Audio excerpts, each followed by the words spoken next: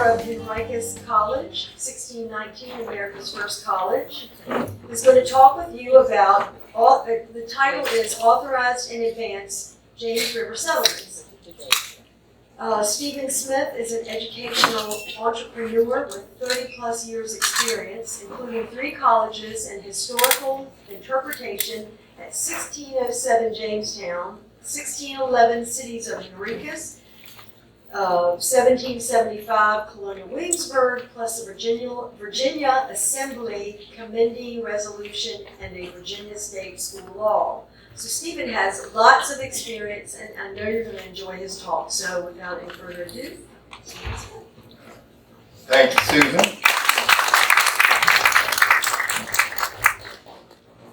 I wanted to start off with one of the main Bible quotes that people had in their mind, in their head, when they were first setting up the whole venture to come over here to North America.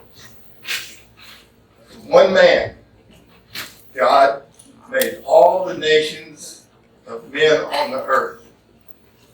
And he set the times for them and the exact places where they would be. Comma. He did this so that men would seek him. So he didn't just plan nations. He did it. That's Acts 17:26, by the way. This whole entire thing that we talk about, the authorized in advance, what were they authorized to do? Who did the authorization? Who was authorized? What were they to do? As Susan mentioned, I worked for a number of years at Jamestown on the island. There are 2 Jamestowns, you know. There's a big state one that has all the money and the flashy buildings and the ships and all that. And the real place it happened was on the island out there. It's almost disappeared from public view. But I worked in the island, on the island, in the church, the brick church. And I will say that my motive was the church, not the history. I did not like history. I'm going to talk history a whole bunch today, and I've been doing a bunch of this for 30 years now. But at that time, I did not like history. I didn't like it in high school. I thought, oh, if I can just get out of this class. And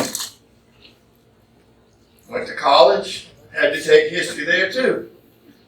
Same stuff, faster, more of it, more detail, and I hated it even worse. And I was in and out of college a bunch of years, and during one of those early times, I came up to Williamsburg to live and work at Eastern State Hospital.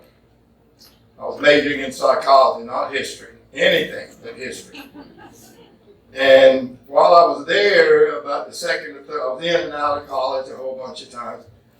One of the interpreters in the church at Jamestown Island said, look, why don't you, it's obvious you're a Christian. I said, yeah, I am now, but I wasn't before. And she said, well, we need some people to come out on Jamestown Island to interpret the church. And I heard Jamestown Island. I said the same thing. Oh man, I don't want to go out there and deal with all that stuff. It bored me out of my head.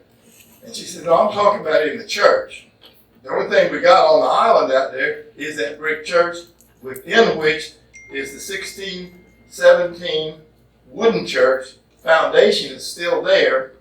And then it came around, built the brick church around the outside of it. But that's where the General Assembly was. That's where they met. In the church. The state met in the church building. But they decreed at that point that it was not the church building for the next, however much time we have here. This is the state building. So they did a little bit different in state and church than we do here. But I like the whole Christian message. And I was told when I went to Jamestown, don't talk about the Christian message. I said, I'm in the church out here. What do you tell me I can't talk about the church? He said, well, you can talk about the building, the way it's set up, who did what, when they did it, but don't talk about the gospel message. Don't preach to people. Well, that's fine with me. I don't know enough about it to preach it anyway. So I started working out there. And the short story is, after a number of times of visiting people from all over the world come to Jamestown, still do. And they're looking for something. They're looking for how, well, I'll get ahead of myself a little bit. A couple of groups stand out specifically for me. There's one group from somewhere in Latin America. And I don't remember where, but I went over. It was obvious they were a group. They had a translator and this kind of stuff. I went over, would you like a presentation? And I had my little APVA tag on, name tag, and so they figured I knew what I was talking about, right? Well, I didn't know the history, but I knew the church building by that time. I knew why it was laid out the way it was, and east and west, and all kinds of stuff about that. And I gave my talk, and pointed out that the 10 Commandments were up, 6 on one side, 4 on the other. Not 5 and 5. That was one of the first things that struck me. Now, this is interesting. This is different than anything else I'd ever heard of about the 10 Commandments. Most churches I've been to didn't have 10 Commandments up there anyway. But this one sure did. And right in the middle was the cross. A Protestant cross. Very expressly Protestant cross. And so you have the 10 Commandments, 6 and 4, representing the state. The cross representing the church in the same building. Now, I didn't know much about the church-state stuff, except that we had, in America, we had separated them. We kept them separate. So, beginning to sink in a little bit, they didn't do church and state or state and church the same way we do it today. They use the same language on a lot of things, but the meaning they put to it is somewhat different. It's different enough that it bears looking at it. What are some of these things?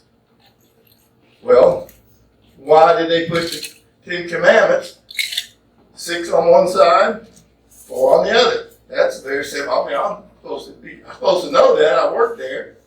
And it took me quite a while to get somebody down there to deal with the 10 Commandments at all. It was like they were embarrassed about having to even have a church on the island, because the Virginia company was a company and it was a corporation, and its motive was profit and greed and gold, and all these people came over here to steal the land from the Indians, among other things, to grab the gold coins and go up off the ground and go back home and be a big shot.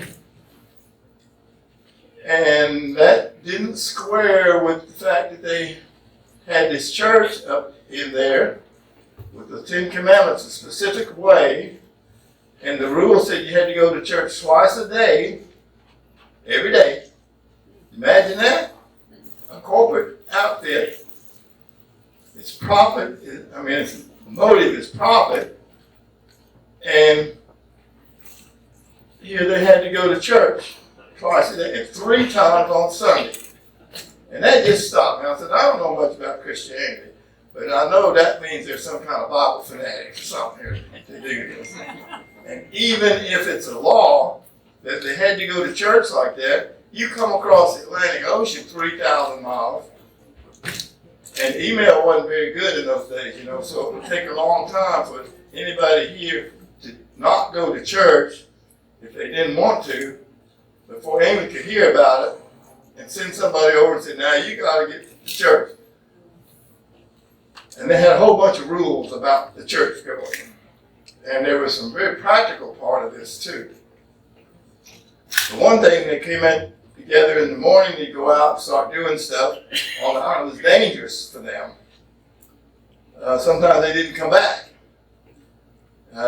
Or they'd come back injured.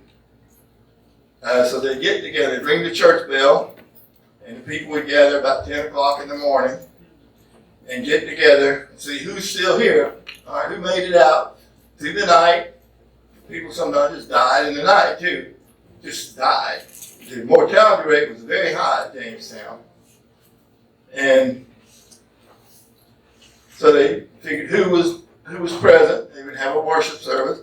Then they'd go back out and or go and have lunch break in the middle of the day and go back out. They'd gather in the church again about 3 o'clock and go back out and finish whatever they were doing. And there were rules that said you had to carry your weapon with you when you went out. And I've seen some interesting arguments that America never did have the right to bear arms. That's a made-up thing that some right-wingers or somebody's trying to come up with. And they said they didn't have any guns. I said, well, I'm reading what little records we had out there.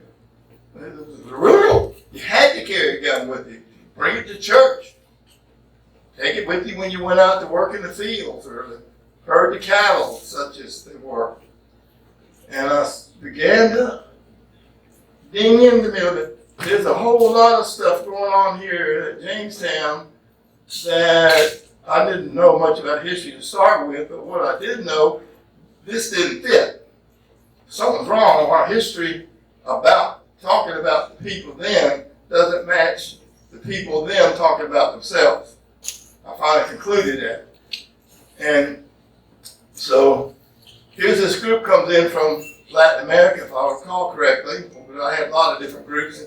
Would you like a presentation? Yes, so I talked about the church and the way the church is built and the original foundations, stone foundation there of the earlier wooden church. And when I get all through, I'd ask, are there any questions? Well, there'd be some discussion among themselves, and I don't speak Spanish very well at all. Tacos, about the extent of my Spanish. And then they finally come and say, yes, we have a question. And somebody would speak English and say, we would like to know, we, all of us would like to know, how did you get liberty and how have you kept it? We take your Constitution and your Bill of Rights, your, meaning the United States, not my personal, but your, we take your Constitution and your Bill of Rights, put them together, throw out some kind of demonic dictator sort of guy, throw him out, and institute the U.S. Constitution and Bill of Rights for a model of that. And it would go pretty well for several months, a couple of months, 6, 7, 8 months. Then there'd be a little difficulty somewhere, and the response locally was kind of heavy-handed. And I said, no, you can't do that. So somebody get mad and they double heavy-handed. Pretty soon you had a big upfire. Pretty soon it just spread all the whole dang country, and they ended up with a dictator again. They said, we've been through this a bunch of times. I can't remember which one of the Latin American countries did. Some of them seem like that's the way of life there. But the point was, you can't just take the Declaration of Independence and the Constitution and the Bill of Rights, plunk it down in the middle of somebody that has no underpinning for what those words mean and how you're supposed to do anything according to that. It didn't work. It didn't take. So they can't say, we came all the way up here to visit America. We're on the way to Washington, D.C. tomorrow or the next day or 3 to find out how did you get liberty and how did you keep it. Now that's a history type question. And I kind of groaned to myself. I was talking about the church. I was so happy talking about but this was what they wanted to know. And they were serious about it. They came a long way at great expense and at some risk to their own staying out of jail when they got back home too. Or disappearing in the middle of the night. And nobody ever knew whatever happened to them. And that was a fact of life. And lots of groups came through like that, but I remember this particular one. And we want to know, how did you get liberty and how have you kept it?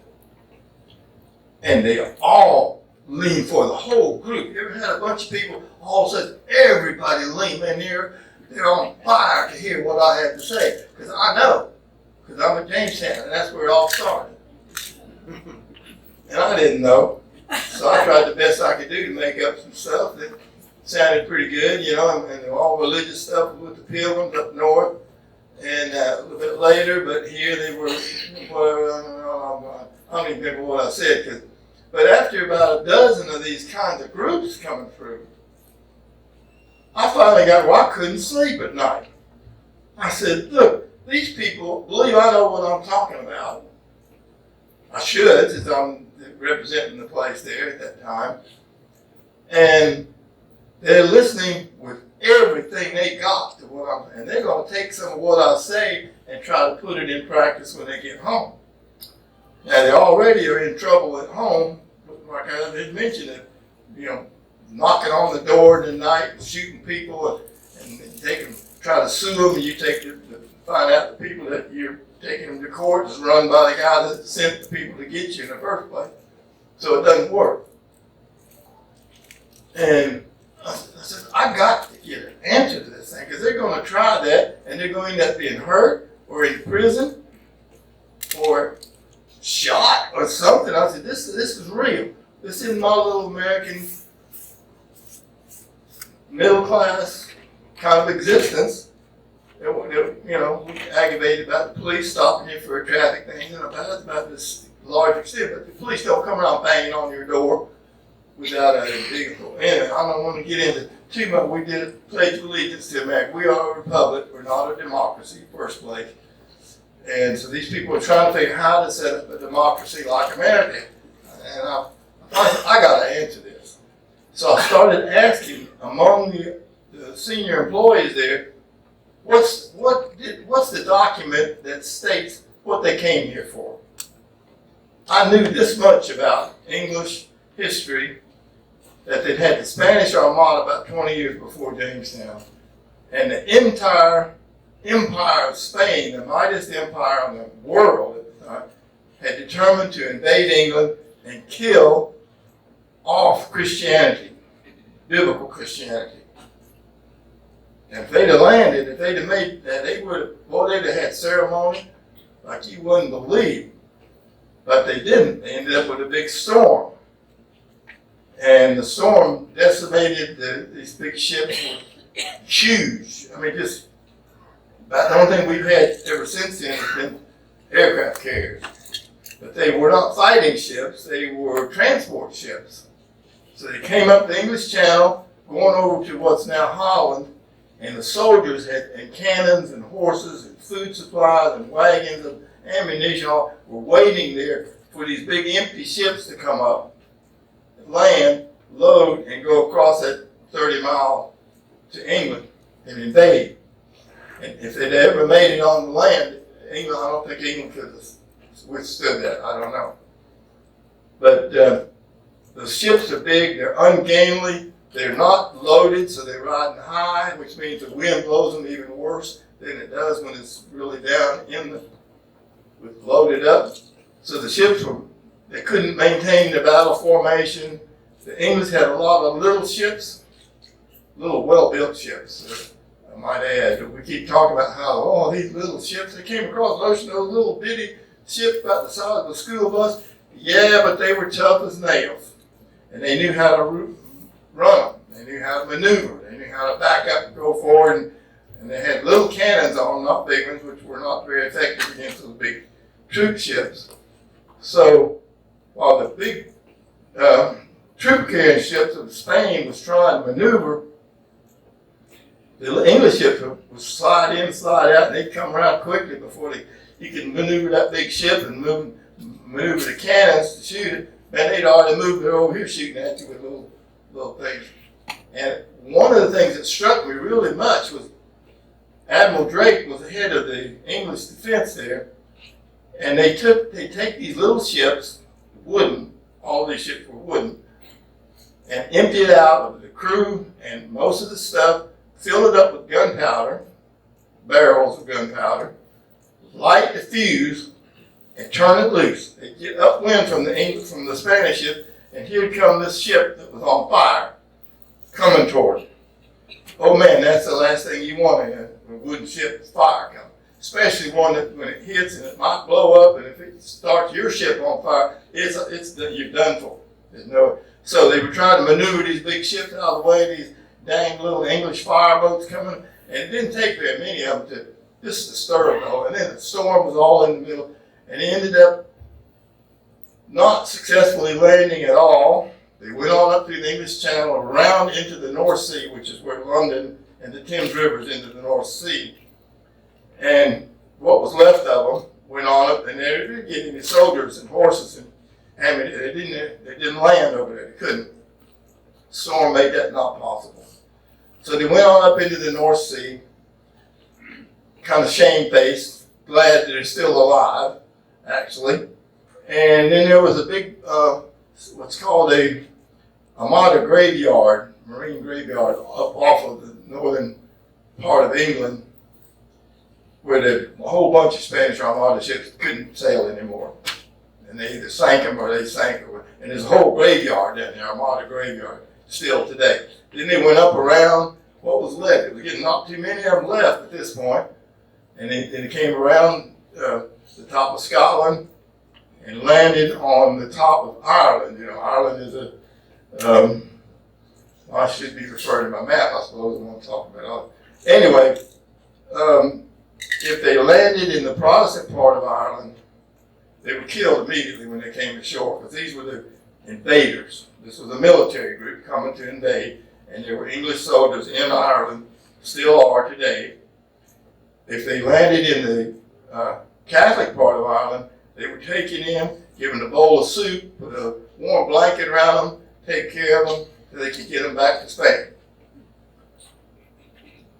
And I've had a friend of mine argue, why does England keep having troops in Ireland? Why don't they just get out of it? That's not a small country. Just get out of it. They keep shooting each other back and forth, and the Irish are mad about it all the time. And I said, well, one reason, and this is another group that struck me, a group from England. Let me rephrase that. A group from Great Britain. They were not English, they were British. And they let me know that too, right away. They had people from Ireland, they had people from Scotland, they had people from England proper, different kind of subgroups within England.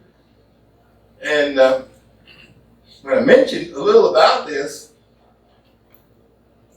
I added an editorial comment, kind of speculative, but that I said, I would bet, I can't prove this, but I would bet if you get into the headquarters, this deepest, darkest part of the English headquarters of military, you would find there some plans worrying about the Spanish Roman Catholics taking over again with that headquarters in Ireland. If you pull out of there and there's no Protestant English military, the Spanish will come in there, load that thing up, build, and you just attack.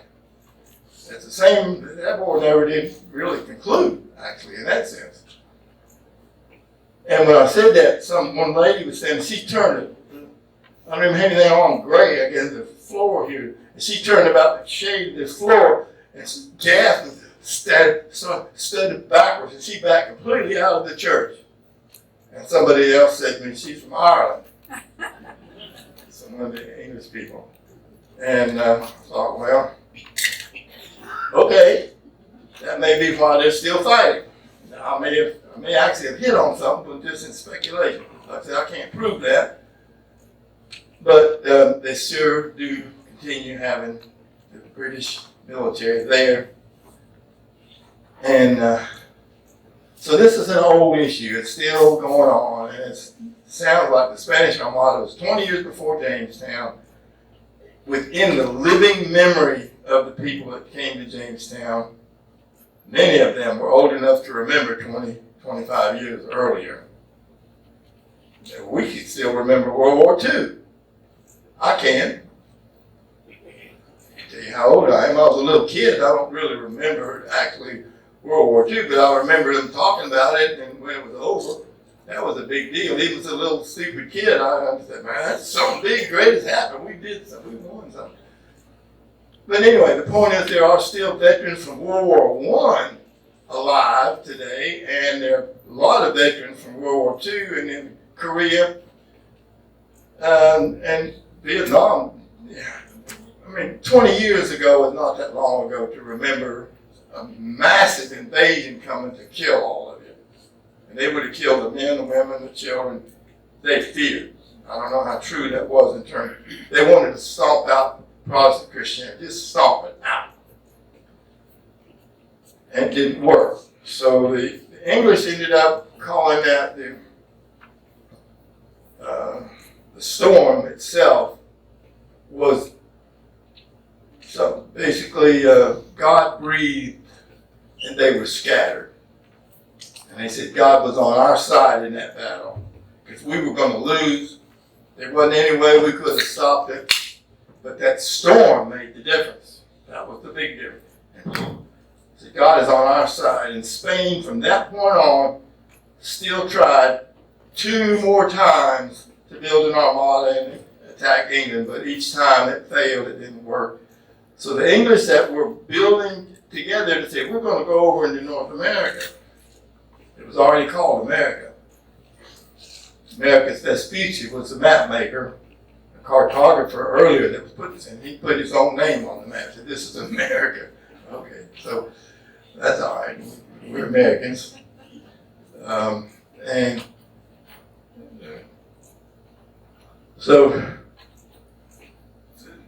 one of my points is there was stuff going on in their head and between them and official policy of England that was shaped by all of this. Because after 3 other armada attempts, and nobody was winning, nobody was losing, they were shooting up ships, shooting people, wasting money, builders take the valuable money from something else to build another ship that goes out there and messes up. So they got both sides got tired of it. They couldn't see, neither side could see who's going to defeat the other one. So they got together, and when Elizabeth, who was the Queen of England, and was the monarch during the Spanish Armada, and the men lined up for her to defend England, and they personified, we're fighting for Elizabeth. And she made a tremendous speech just before they went out to face the Armada. Here it's coming. They know it's coming. And she talked about, she said, I may have the frail body of a woman. She said, but I've got the heart of a warrior. And if it were possible, I'd be out there in the front leading the battle. Oh, they loved that. That cheered them. Man, they were determined they were going to fight for her. And did. They were willing to do it. And then God favored that. And so she never married, by the way. This is one of the questions that come up. How come we are called Virginia? What's that got to do with Queen Elizabeth? Well, she never married. She never had any children. And that was their definition of what a virgin was. So she was the Virgin Queen of England. And all the ships going all over the world at this point were from England were for Virginia, and eventually settled on North America. This part of where we are here in North America, right in here, was what they call Virginia. And this is probably a good time to do this right now. I hope you can see this map, because this is what Virginia looked like. Now I had to put 2 or 3 maps together to make this all be one thing. But the plan to come over here was to settle Virginia, and they call it Virginia. They didn't call it Elizabeth, they call it Virginia. Does anybody know what's right there in that bottom right corner? That's the Atlantic Ocean, that's the East Coast. What's right there? This is a college presentation. I'm going to give you a quiz, all right? Pop quiz. What's right there? What? How about Myrtle Beach, South Carolina? North Myrtle Beach, actually. Actually, the coast curves around, and there's a point out there, out in the ocean called Cape Fear. That's actually what they did, but nobody ever knows where Cape Fear is, so a lot of people know where Myrtle Beach is. So it comes around, if you come straight from Cape Fear, you come right across the top of Myrtle Beach. That's the bottom of Virginia. 34 degrees. That means 34 degrees from the equator.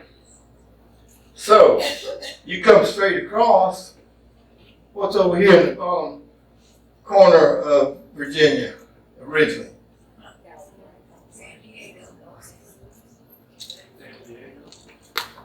It's a big city. Yeah, Los Angeles. Can you imagine that? Los Angeles, Virginia? That's our west coast. Of course, it wasn't there then as Los Angeles, but this was Spanish out there too, for that matter. But that's the bottom of the plan, 34 degrees, coast to coast. Now, if you come up the east coast, you can maybe see the Outer Banks, North Carolina. We are about right here. And you come on up, and if you can see it, maybe there's a little hook sticking out there. Not right there, about 300 miles below the top of Virginia. You know where that is? Cape Cod, yeah. That's where the Pilgrims later landed. And this bothered me too. I said, but the Pilgrims landed.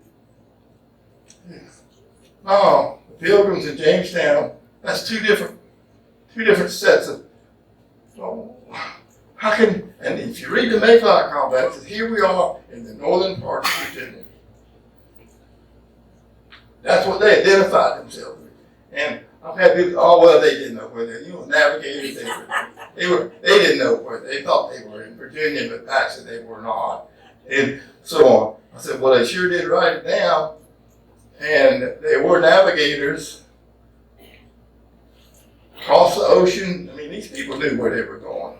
I'd get lost out there, maybe. I probably would not even survive the trip over under their conditions. But so what's up here? Yeah, that's the corner of Maine and Canada. Just kind of hang on that open, and you come straight across. What's in the upper left corner of Virginia? That's about the middle of Oregon. Okay. America's tilted a little bit, like when you get on the west coast. So that was, in their thinking, that is where they had authority to land. They were going to come settle over here as an extension. Well, look at this first page. You can look at it. Of this handout. I hope everybody has one. If you don't, we got some more back at the back.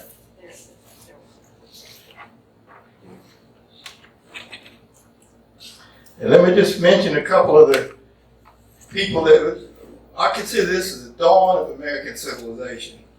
The first formal founding footstep of American civilization was not the 1776 Declaration of Independence.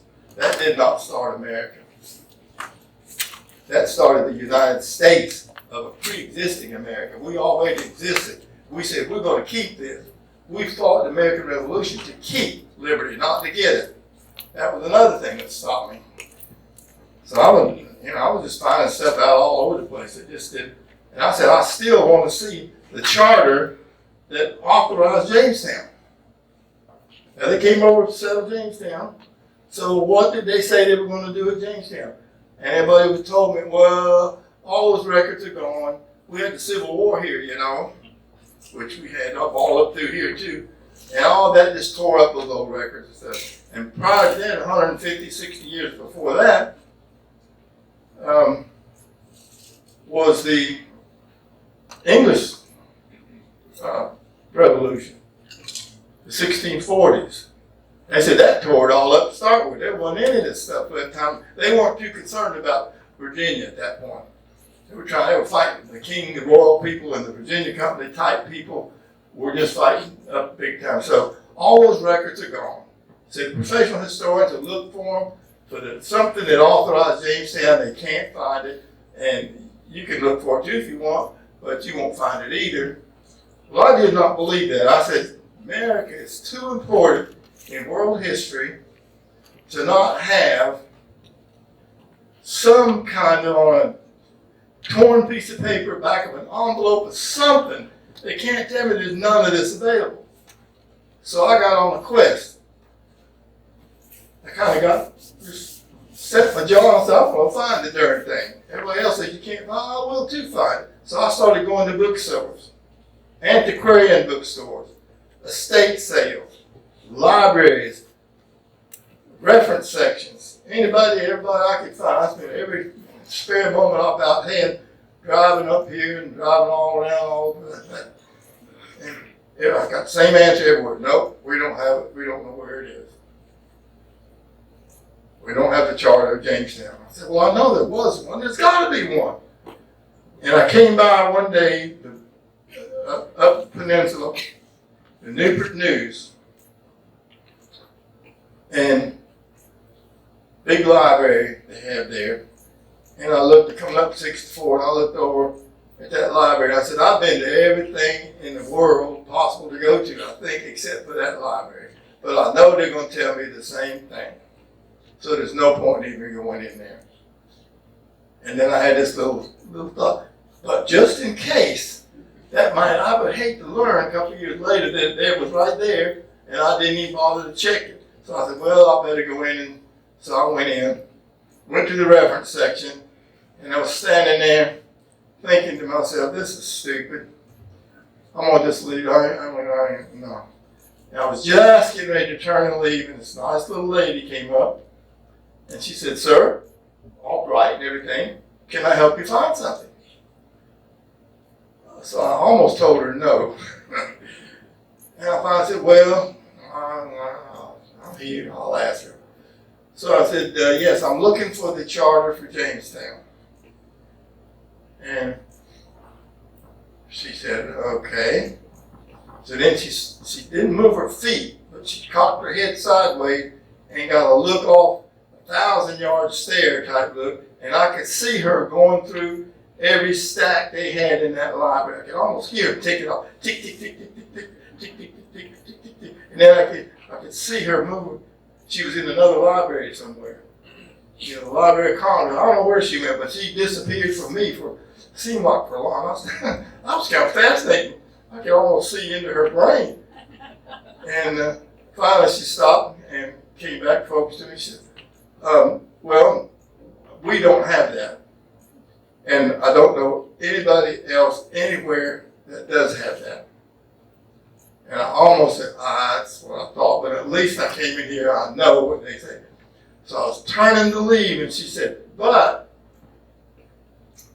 we do have the Virginia Company records. Would that be of interest to you? My first, no, I know Virginia was bigger then than it is now. I had no idea about this continent of Virginia thing. Just kind of because she had taken so much effort to help me, I said, I would accept her help. That would be an insult. No, just walk out. So I said, okay. She said, well, have a seat. So she came over and brought a book out of the back somewhere, about like this. And she put it down in front of me and says, the records of the Virginia Company. And she said, oh, there's another and more. So she went and brought another one out. And she said, there's more. She went and got another one. So I had 3 of these books.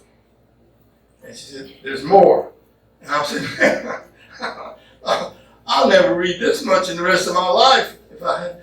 And so she went and brought a 4th one out. There were 4 volumes this size of the Virginia Company records from the 1606, which was before Jamestown, okay? Before they came over here. This is the authorization before they came here. And it ended, the records went all the way through 1624. 18 years. This is the record of the first 18 years of American civilization. Now, the Pilgrims weren't over here yet, okay? So this was it for America, along the James River. And I opened it up. I said, well, I kind of faked like I really gave a good try at this, right? So I opened it up. First thing is the 1606 First Virginia Charter, which authorized in advance everything that we've got over here in this country came out of this 1606 charter. I maintain that. And that just startled me. And I said, well, how come nobody knows about this? Hey, well, I work at Jamestown. We got all these Jamestown experts up there. We don't know this stuff. because they were looking for the Jamestown Charter too. And apparently they didn't get past the fact. So here was this, there was no Jamestown Charter. Let me end up pointing out. The reason nobody could find the thing, because there never was a Jamestown Charter. Never. It was the Virginia Company. The 1606 Virginia Charter created the Virginia Company. Now, I read all the time that, well, the King of England gave the Virginia Company a charter. No, they didn't. There wasn't any Virginia Company till the charter happened. The charter created the company. And it spells out what the company is for, what it's to do, where it can be, who can be part of it, who can vote, who cannot vote, who can do this, who can, all kinds of details that you would think of a major thing like trying to send England over here into this part of the world. And so, and I couldn't find Jamestown in there. And I said they had a council in Virginia, in London. 13 members. The king appointed all those people. And under that council, there were to be, whenever they got over here, 2 colonies. Actually, they already had it designated. I couldn't put all that, the map got so complicated, it was just like, so I'll just tell you, the bottom half, approximately, was called the first colony of Virginia. Prima Coloni Virginia. The top half was called the second colony of Virginia. Segunda Coloni Virginia. None of them over here yet. So I'm sitting here in Jamestown trying to find out the charter for the colony of Jamestown. There's no such thing as a colony of Jamestown. That's not a colony. The colony goes from there to here. It's a continental side thing. And the second colony went coast to coast also. And you had to take the second Virginia Charter in 1609 and the third charter in 1612, put that all together and come up with this. But it did come all the way. The second charter specifically said to the West Coast. The first one leaves that kind of unspecified. It talks about 100 miles inland from the coast. But that's like a zoning regulation here. You can have, there's lots, Prince George County's got all kinds of stuff, but you can't build a subdivision someplace until you get water and roads and that kind of stuff approved ahead of time. And then you can go ahead and build that.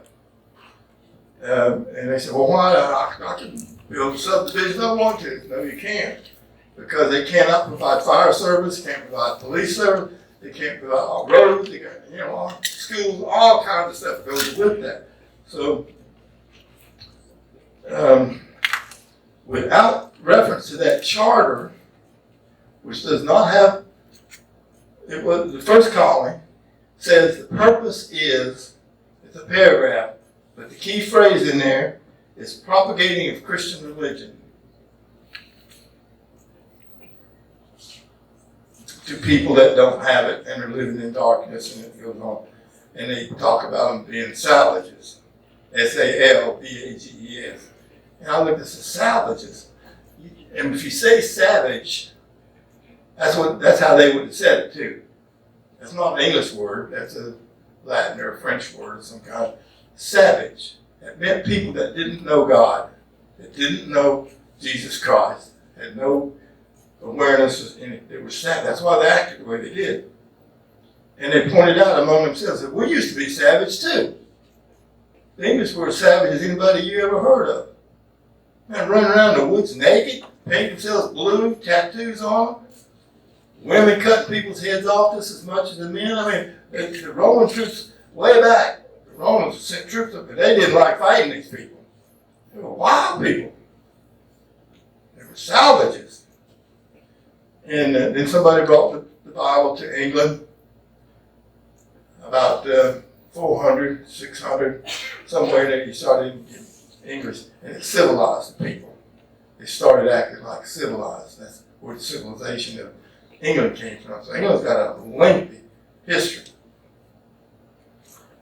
as a Christian nation, and that's the people that pulled together this thing for America. We came out of it. We are English history here. And we got lots of people from other places. But the other places, people didn't build the thing. They didn't design it, didn't build it. Didn't set it up legally. So, if you look at that first page, you can see some of the people that were involved. Only two of them I'm going to point out today. If you look down on that left list there, primary people, Hackett, Richard Hackett, he was the visionary for Virginia. He's the one that wrote the first Virginia Charter, 1606. He had intended to come over here, the Reverend Richard Hackett. And he had a vision for this as an extension of England. But he didn't come. They said, no, you're too valuable. You've got to say, you know too much about the world, and we need you close to the throne and business to help us make proper decisions. So they sent somebody else over here. The next one down is Sanders and Dale, who you know from here. We've got Dale, what is it, middle school? Junior high school, that's where it comes from, same guy. And we give him credit as being the establisher. The one who stabilized the people over here was Thomas Dale. He was a military guy, ardent Bible believer guy. He had changed the shifts among the military with a prayer. They'd stand them up, line them up, stand them up at attention and read a prayer or a sermon. And then they'd shift and the ones coming off would relax and go somewhere, and then the other people would take over. And Rolfe and Pocahontas, of course. That's another standard thing that people have. Pocahontas made John Smith. That's a big romance. Don't you remember that? They had a movie made about that. Walt Disney made that movie. And this is not my main point. I hate to take any time on this, but when they produced that movie, they brought it up to Williamsburg with a special showing, and the people that worked at either Jamestown or Columbia Williamsburg got in for free. Well, that's all the price it took for me to go. I didn't want to go see a Disney movie, but here it was. And Pocahontas was the Baywatch babe, man. Ooh, I don't know if y'all have seen that movie. If you have not, don't waste your time. And John Smith was a hunk, a handsome hunk. He didn't look like that at all. Nobody ever described him as looking like a handsome hunk. He wasn't quite a runt, but he was redhead and stocky and loudmouth and braggart and all kinds of stuff. Anyway, she and Rolfe got together uphill at Henricus. That's where Rolfe lived, and that's where Pocahontas was. And he met her there. And he felt completely scattered, lost his mind in love with Pocahontas. And he wanted to marry her. But as a Christian, you cannot do that. A Christian should not marry a non-Christian. Well, she wasn't a Christian. She was a wonderful woman, and he was in love with her, but she wasn't Christian.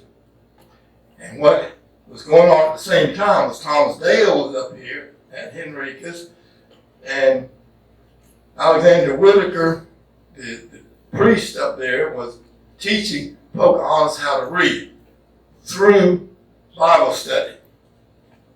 So she was living up there with the preacher in his family house. And they'd have these classes. And they'd teach her how to read. And this went on for a long time. And she got where she could read English pretty well. King James English too. We can't even do that. And she finally said, I'm believing this. What they're talking about is this man Jesus and all this stuff about he died for our sin. She said, I believe that. And she said, can I be baptized too? Whoa. Because the big argument in England was that these people are savages. They can't even handle any kind of sophisticated thought like the gospel. They're animals. Every missionary that's ever been anywhere has had the same kind of thing about the people. They say, yeah, but we were animals too. And they pointed it out to the people that criticized even trying to teach Pocahontas how to read and write. And she was baptized as a Christian, given an English name, Pocahontas, which is the Indian name. But and when John Rolfe heard about that, all of a sudden, she's marriageable to him. He can't go for her. So he wrote a letter to Thomas Dale, the governor, acting governor at the time, who was getting ready to fight with the Pocahontas people on one side and the English on the other side, somewhere out here in Henrico County. And they were just getting ready to go at it. And here comes this messenger up from the English side with a message from John Rolfe to the governor. And he said, and that's in this book, Tobacco, Corn, and Caviar, by the way. If you want any of these books, this is a summary of those 4 books. Okay, you don't need 5 or 6 letters of every single thing that ever happened to ordinary reading, but I've got them. If you want them, I'll sell them to you. I've only got a handful of these things left, and they're out of print now too, so while I'm saying that, originally this was a $250 book. And they sold them to the libraries all over the country.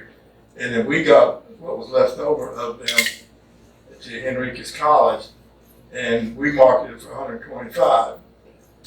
Still do. But since I'm here and I don't have to ship and handle and get your address and all that kind of, I'll sell to you for $50. You want one of these books here? Cross my palm $50 worth of silver and I'll get you one. And then you can read a lot of what I'm talking about anyway and see it. Before I leave that 1606 charter, there's something else I need to add. First colony does not say anything about Jamestown, but it does talk about coming over here, and it gives them instructions. Find the largest river. They knew about the Chesapeake Bay. They'd already been inside there and looked around a little bit.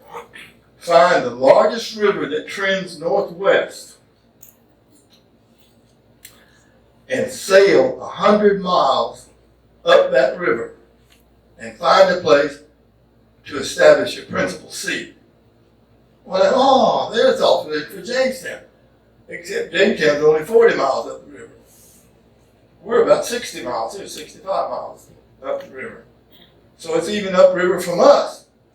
Turned out that's where Henriquez is, the city of Henriquez is. Actually, the fall line is 100 miles. But somewhere up near the fall line, the river gets progressively smaller and smaller. And you say, why in the world did it come 100 miles? They said, because the Spanish wanted to kill them all. They said, the Pope gave us all this, and we've been trying to tell you that since the Spanish Armada. And if we come over there and send a ship and we catch you, we have the official right to kill you. And they'd already done that to the French Huguenot down in Florida 100 years earlier. They just went in there, Protestants, we just kill you. They lined them up and killed them. And so they said, get up 100 miles up the river, and the river's pretty wide right here. I call it a bay, but I don't know what the real name for that is here. You get up above here where the Appomattox comes in, and the river goes around and it gets narrow. And you get those big Spanish warships in those narrow rivers, they can't turn around easily. They can, In the meantime, you got snipers on both banks shooting them, and you got to come outside and pull those lines to adjust the sails and all that. Well, you can't come out and do that, and you can't turn around any other way. So the Spanish would not come up for good, solid maritime navigation reasons. They would not come up here. So they said, go up above there where the Spanish won't even find you. Establish the principal seat. That means the capital. Not Jamestown. And this was shaking me up. I'll tell you, I was in Jamestown. I was getting, Virginia's a continent, called a continent. And the capital was not Jamestown, it was Henriquez. Jamestown was a fort to provide protection for the capital. That's all it was. That's a very important item. Have a fort down there. And they see a Spanish ship coming, they get in these little boats and row up the river faster than you could sail. They get up here and warn everybody. Whatever didn't have to happen at that point, holding it as a matter of defense and stuff. But so this hit like a ton of bricks when I started bringing these Virginia records into Jamestown. I want to tell you something. I was told it flat, don't bring those Virginia Company records here to Jamestown. I won't name the names, but we had exchanges of language more than once about that. But this is the Jamestown authorization, except that it authorized Henricus first, and eventually they moved it down to Jamestown, and then from that point on, it's the Jamestown story. But before that, it was Henricus, and they were just filling Henricus at the time. And I ended up on the board of Henricus up there. And they haven't met their fulfilled requirement to tell the story. They still consider themselves a junior Jamestown, is how I describe it. I finally quit being on part of that board. It just wouldn't change. No, we gotta have John Smith signs up here. I said, John Smith didn't have anything to do with Henricus. One lady, you people at Jamestown want to keep John Smith all to yourself. I said, no, we don't even want John Smith. He was not the hero. Thomas Dale was the hero. And these other people. Look down at where it says Captain John Smith, King's agent, or royal agent. And this is me talking here. He was a mutineer. He was arrested on the way over here for being part of a mutiny. On that first voyage in 1607, he had just shown up with a letter from the king about 6 weeks before that. It took him a couple of years to prepare the ships and the food and the people and all that kind of stuff. And he shows up and from the letter says, put this man on your crew. Okay, so they added him to the crew. And on the way over, he had some kind of unspecified part in a mutiny, which he could have been executed for. Probably the reason they did not put him on trial and execute him was that he had that dang letter from the king. They're going to have to say, they're not fleeing England now, they're extending England. So they're still under English rule, English law, English religion, English everything. They're under military orders, actually.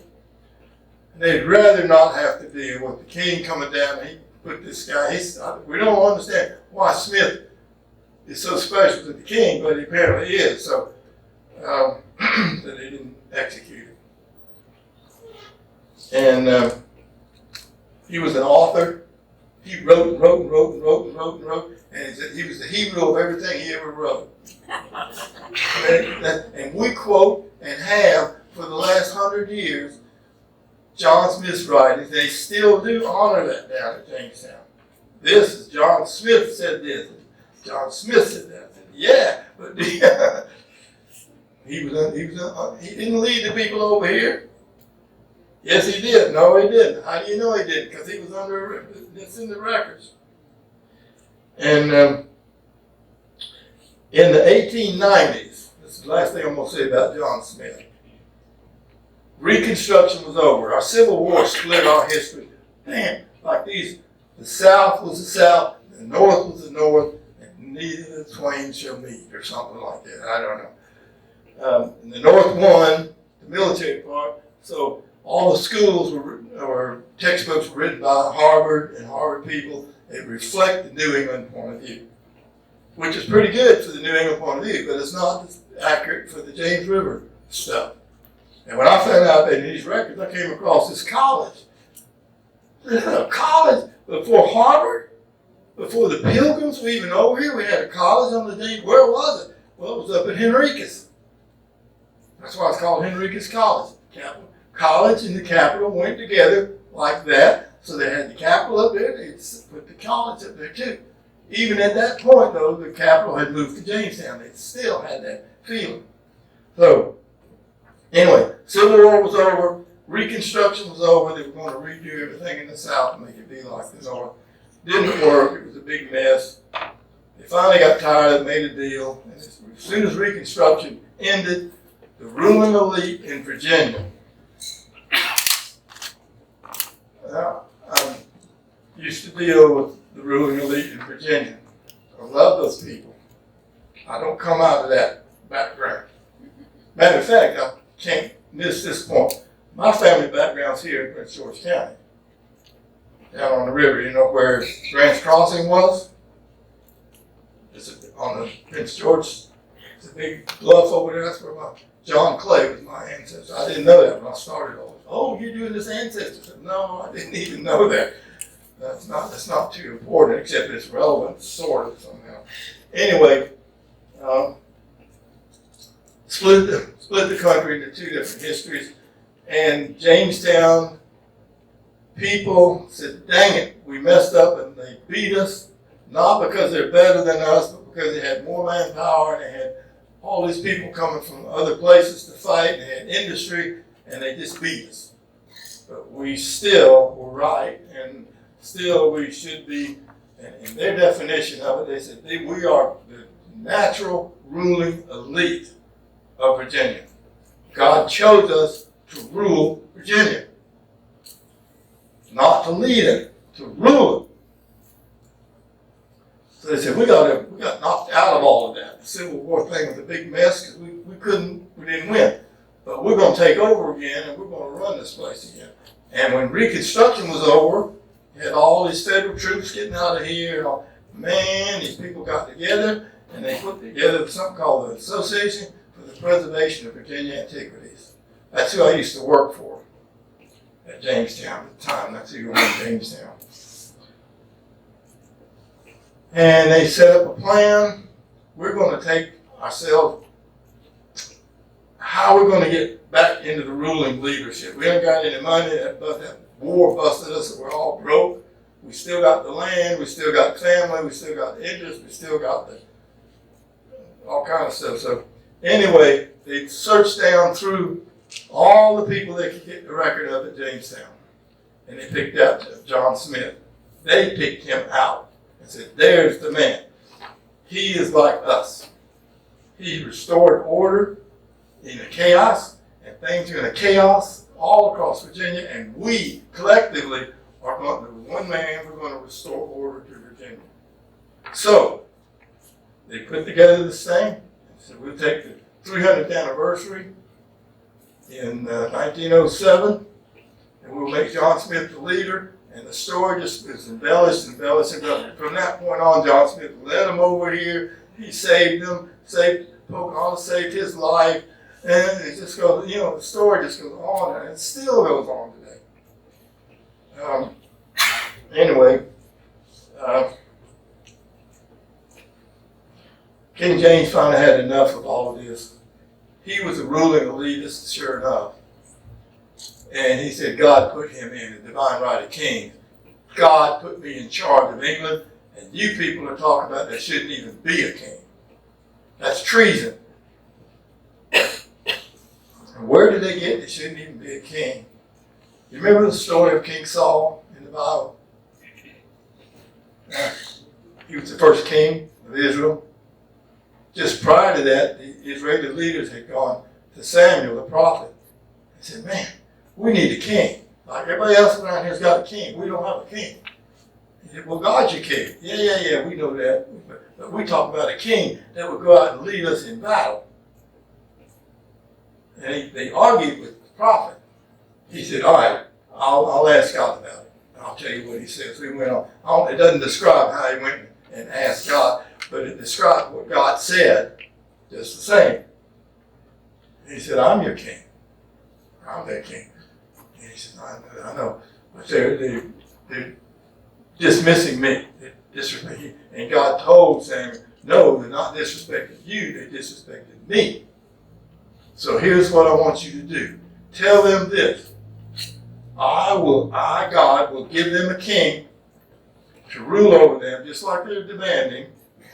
But tell them the rest of the story. They won't like it because they won't like him. He's going to abuse his power. He's going to abuse his authority. He's going to abuse the women. He's going to misuse the men. He's going to take the money for himself. And a whole series of things is exactly what King Saul did.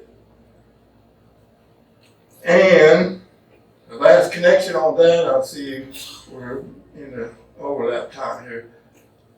When King James came from Scotland, he'd been king of Scotland for 40 years. Elizabeth died. A lot of people were claimed to be the one, but he said he had the best claim. So they made him the King of England. And when he came down from Scotland, he came in the North Gate of London. And once he was in there and all the hoopla that getting started was over, he commissioned some people to build a gate over, an edifice up over the gate. And it says on there, I have set a king to rule over you. That's a reference right out of King Saul. So they looked at anything. They said, we have got ourselves a king that's going to rule like King Saul. And that was a disaster. But King James, you better be quiet, say it. You better say it kind of like, he'll put you in jail. But you did. He put people, and he said, King James, you can't do that. Put him in another jail, dungeon, not a jail. And then another. They finally said, you better shut up talking like that, or you're not going to do any good at all with this Virginia effort over here. With King James hates everything you're saying, because he knows or suspects that you are going to do without a king. Get rid of the monarchy totally. So that was a big issue all during this 18 years of Virginia. Should there be a ruling elite, a hereditary ruler of the state and of the church? Of the two. Hereditary rulers. He didn't elect the head Archbishop of Canterbury. Nobody elected him. Versus having a president and a preacher. That, I would say, is the central argument for the Virginia Company.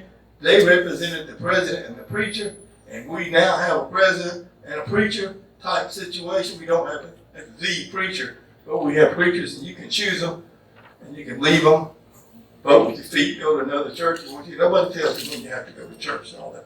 Got rid of all that stuff.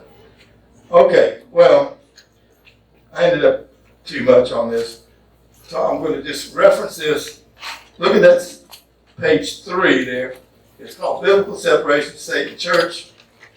And I'll just tell you what it says, and you can look at that. And I tried to make it as self-explanatory as I could.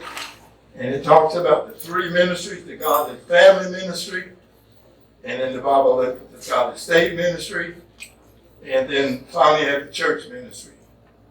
That's a providential worldview. Got all 3 of them. It says the Bible is one book, and it tells you what each one of these is. It starts out with the family. You got kicked out of Eden, and now you have the whole entire thing of how you govern. You need government at that point, and Jesus finally came and started the church.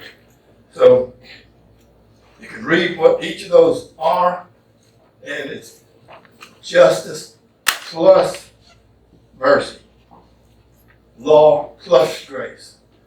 I get into arguments. That's one reason I was kind of tiptoeing around this a little bit today. I go to churches and I hear about how we're not under the law anymore. When Jesus came, he did away with the law. But you read what Jesus said about that exact issue right at the beginning of the New Testament. He said, I do not think I came to abolish the law. This is Jesus talking. He said, I did not come to abolish the law. I did not come to abolish the law and the prophets. And the prophets. That means the whole Old Testament stuff. And until there's a new heavens and a new earth, not a jot or a tittle of the law will vanish. Now, when I bring that to a preacher, next thing I know, I'm not invited to speak in their church. Most of them have today's version since the Civil War and all that, and we've shifted from a providential point of view to only Christianity is the church part. And all this stuff about the state is not Christian. Well, the people that put it together said, well, it's Christian. Talk about God, that's the same thing. So I'm out of time. I'm going to stop right there. If you're interested in the book, come over and talk to me over there. And thank you, Susan.